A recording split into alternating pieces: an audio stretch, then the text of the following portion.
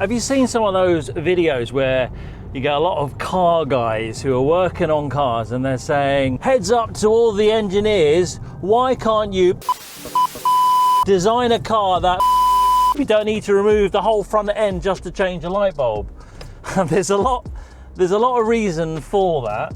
As I try and get across this junction, and I feel your pain. I don't work on as many cars as I'm sure you guys do in a professional garage, but I've certainly worked on a lot in my life. And I know what you mean when you've got to take apart half the engine just to get to that little sensor that you're trying to find to replace. So in no particular order, having worked in engineering most of my life, and some of that's been in the automotive industry, I can say that oh, I'm gonna get struck off for this one, but design engineers, they're a funny breed. But in no particular order, let me give you some heads up on why when you work on a car, whether it's in the engine bay or underneath, you can never get to that part, and it's a simple, cheap part to replace. So number one, when the design engineers are working, you quite often have a specialism.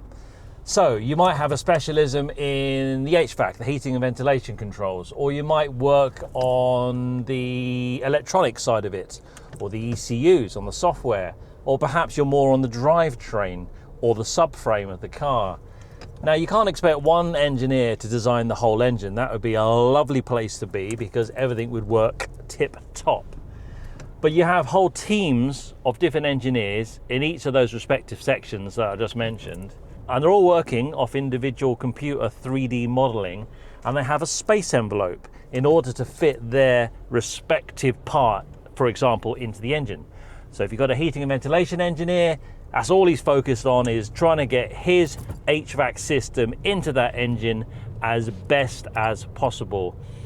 This isn't always the case, but design engineers, the ones that I have seen, have very much worked in an office environment, and they've started from a young guy working their way up, doing more and more advanced designs as they go on. Not many of them, in fact only probably about 10% that I've seen, have actually had hands-on experience on the shop floor where they've actually physically worked on cars, then taken that decision that they want to do a more desk software-based role. And it's those guys, those are the ones that I think are very much ahead of the game, because they understand that when you're working on a car and how awkward and difficult it can be. For example, if you're trying to use a torque wrench, you need a bit of leverage, especially on 140 newton meters, for example. So you've got to be able to understand how the person's going to get in there with such a tool. Likewise, removing certain items, the difficulties in doing that, you only really fully appreciate and understand that when you've worked on cars. Oh, 5-0 here. Hang on a second, let me just get out of the way of my advice here.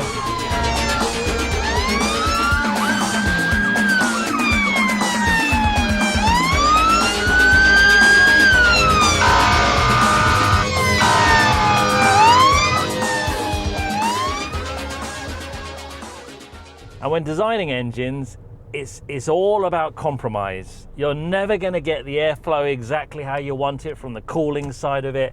You have to work within and around all the other components that your fellow design engineers are trying to put into their 3D models. So it's complex. And what happens is you're supposed to have regular meetings so that you can work with each other and understand from a maintenance point of view, if somebody needs to go in and change an oil filter or an air filter, can they do it easily enough? Or have they got to take out the whole engine in order to do that? In fact, some cars are so bad, the Fiat 500X, I'm pretty sure you've got to remove the whole engine just to do the timing chain. That ain't good, is it? Now also, think about the different variations of the same model of car. Different engines, they're going to have physical different sizes, they're going to have different components. For example, you might have an Audi with a little 1.8 turbo engine, but then also you've got a 2-litre engine. You might have a V engine, you might have a twin turbo engine, but they've all got to fit actually into the same engine envelope or thereabouts. So where you have one car you can work on, the smaller 1.8 engine, for example, you're going to have perhaps more room than you would do, obviously, physically, with a bigger V6 engine. And then the bigger engines, you're going to have different components that you need to put in there. More intercoolers, more radiators, more pipework, more electronics, more sensors. Okay, let's move on to another point, which is your safety. Safety should be, and always is in engineering, the number one priority. NCAP, for example, always looking to make sure that cars are getting safer and safer. And you've got areas of the car which are designed to crumple, your crumple zones. And you've got to leave components out of those crumple impact areas so that they're not going to protrude into the cabin, so that they fold away. For example, Mercedes engineer and design their brake pedal arrangements, the clutch, the brake and the throttle, to fold away down into the floor and to limit the amount of damage to the driver in the case of an accident. Let's move on to another aspect, and it's called feature creep.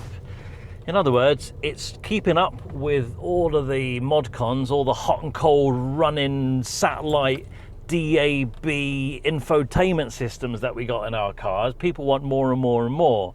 Certainly a lot of the videos I do on my channel is on upgrades to, say, stock stereos. This car being one of them. It's a little Honda Civic. It's 15 years old. And yet I've got a system here which does everything. I can, if I wanted to, watch films on it when I'm stationary, but it does everything. And back in the day, the cars that you had 10, 15 years ago were very much more simple. CD players, radios, that sort of thing. Nowadays, you put a CD player in a car, obviously that's not going to work. So you want the whole touchscreen heads-up display, and that takes electronics, it takes wiring looms, and it also takes ECUs, computers, control systems.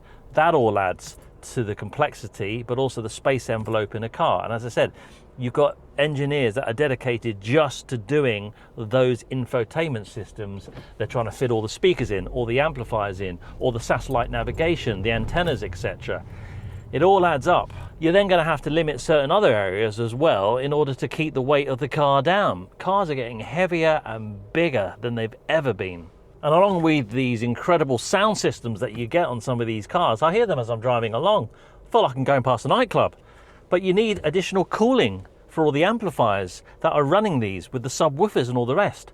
Back in the day, all that sort of stuff was aftermarket. You went down your local stereo shop, which you don't seem to see many these days, because who needs them, because cars are so good, to go and buy your amplifiers, your speakers, your 6x9s that you stuck in the parcel shop, along with your subwoofer that you put in the trunk. Remember those days? I certainly do.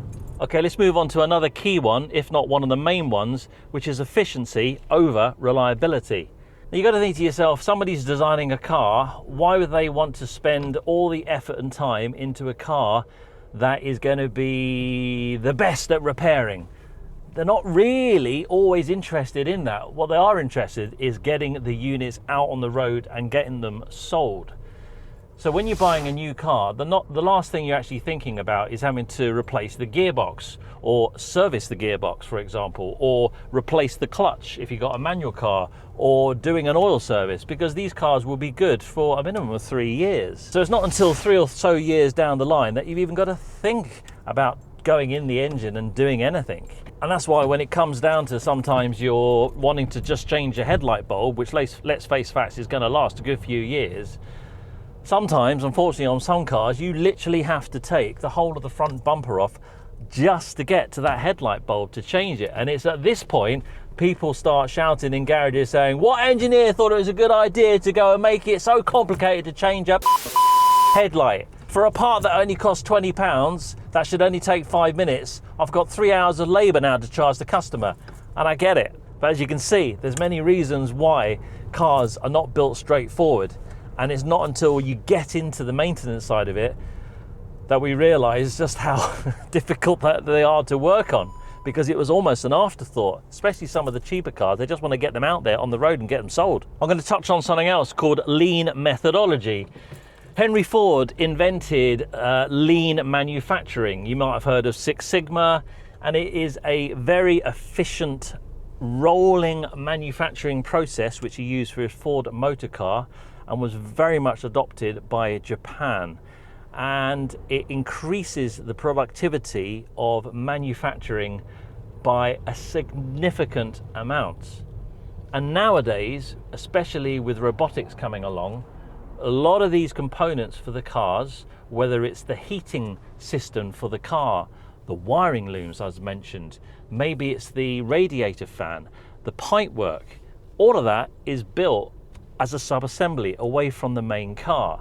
And there's hundreds of sub-assemblies that are laid out potentially all over the world, not just in one factory. They then all come together, what they call just in time, and then they get assembled. And the Japanese have got it so good that they can literally time it so that a car door will arrive from another part of the country within minutes of that vehicle getting to the end of this moving conveyor belt assembly line, and it goes off the production line ready to be sold. Moving on, another key point is aerodynamics and fuel efficiency. The tight packaging within an engine quite often comes with the fact that they're trying to get the best aerodynamic efficiency, drag coefficient that's been drafted up through doing wind tunnels and modeling, which means that the engine bay has now physically been reduced. And in addition, manufacturers are using lighter and lighter components. Some of them are made out of plastic. And I know some American trucks and things, people are moaning because they're using plastic arms on their cars, as in the drop links, which are more prone to breaking. Let's go on to emission standards. Well, the emission standards, there's been quite a few scandals, Volkswagen being one of them. And these stricter rules require more hardware, that requires more cooling to the ECUs, the control units. That then will have a knock-on effects with all the other sensors that you then need to keep everything in check. Are things overheating? That adds to the complexity, adds to physically more wiring looms, more control units. You get where I'm going. Now here's an interesting one, economic disincentives. For a car manufacturer, when they get that car on the road, they're not interested in how easy it is for that car to be maintained. Because after all, they don't want the car to be seen as a car that you need to repair. It should be good, without problems. So when least production line, they're focused on other things such as the economy, the performance, the tech, what you get with that car. However, the dealerships, such as your Range Rovers and Mercedes, they make big profit from the maintenance side of it.